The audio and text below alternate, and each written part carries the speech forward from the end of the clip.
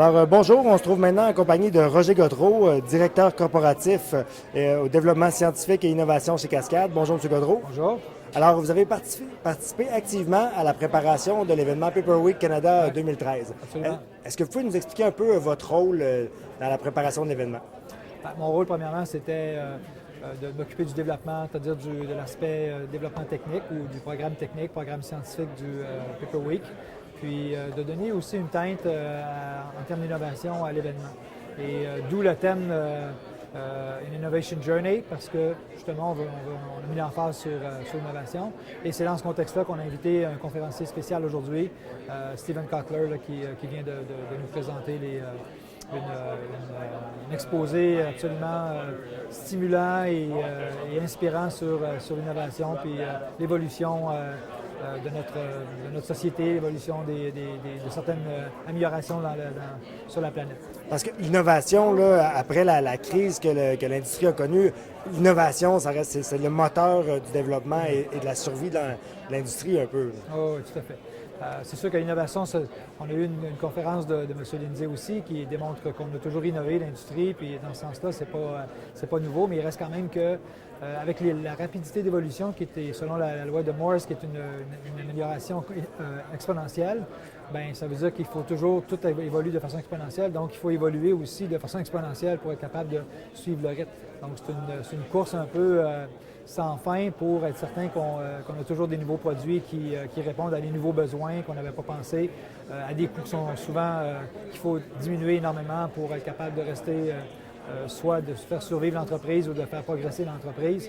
Donc, c'est sûr que c'est critique pour toute entreprise, peu importe le type de produit, le type d'entreprise. Puis, au sein de votre entreprise, chez Cascade, l'innovation prend une ampleur qui est très importante. Bien, je dirais que oui, pour plusieurs raisons. Parce que, bon, Cascade, en guillemets, on est diversifié géographiquement. Puis, quand tu te diversifies géographiquement, ça veut dire que tu achètes des usines un peu partout. On est dans 8 pays. Donc, c'est des produits différents aussi. Donc, on s'est diversifié au niveau des marchés, au niveau des produits. Puis, quand tu deviens avec beaucoup de produits, beaucoup d'usines dans plusieurs continents, là, à ce moment-là, l'innovation devient encore plus critique parce que juste de rester à l'avant-garde dans un produit, souvent, c'est énormément d'efforts, énormément d'investissements. Donc, de là, l'importance, autrement dit, d'être structuré en innovation. C'est ce qu'on a fait Cascade en 2007. On a lancé un système de gestion d'innovation en septembre 2007 pour s'assurer qu'on était structuré en innovation, en raison, encore une fois, de toute la diversification que je viens de décrire. Puis en 2011, on a lancé une phase 2 de l'innovation qui est d'améliorer notre efficacité innovée. Puis pour faire ceci, ce qu'on a fait, c'est qu'on a intégré tous les secteurs d'activité de Cascade dans l'innovation. Donc aujourd'hui, chez Cascade, l'innovation, ce n'est pas uniquement les nouveaux produits, c'est les nouveaux procédés et c'est les ressources humaines, services logistiques et finances aussi. Donc, chaque groupe doit innover. C'est comme une F1 finalement, c'est que une auto, il faut absolument que de ces hautes performances, il faut que toutes les roues, les breaks, toutes les composantes puissent fonctionner à la même vitesse. Et pour ça, comme entreprise, il faut se structurer pour devenir une entreprise innovante et non pas nécessairement produire uniquement des produits innovants. Oui, puis pour revenir à Paper Week Canada, l'affluence qu'on voit ici cette année, c'est quelque chose de satisfaisant pour le comité Je dirais que c'est énormément satisfaisant parce que pour plusieurs raisons, on a ajouté des éléments, je pense, qui font une différence, c'est-à-dire le Fiber Day qui est une conférence où, lorsqu'on s'assoit dans cette conférence-là, c'est qu'on voit le travail d'environ 450 chercheurs, professeurs, étudiants à l'échelle canadienne. Et ça, c'est un événement unique en soi.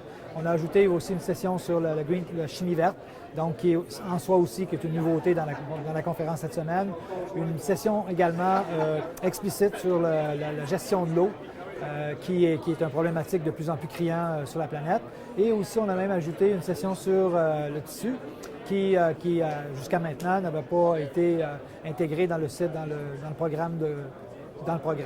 Puis avec le thème de l'innovation, avec un conférencier externe sur l'innovation. Ce qui fait que, entre autres, c'est des exemples de nouveautés dans le programme qui, de toute évidence, font une belle différence. Puis je pense que l'affluence en témoigne.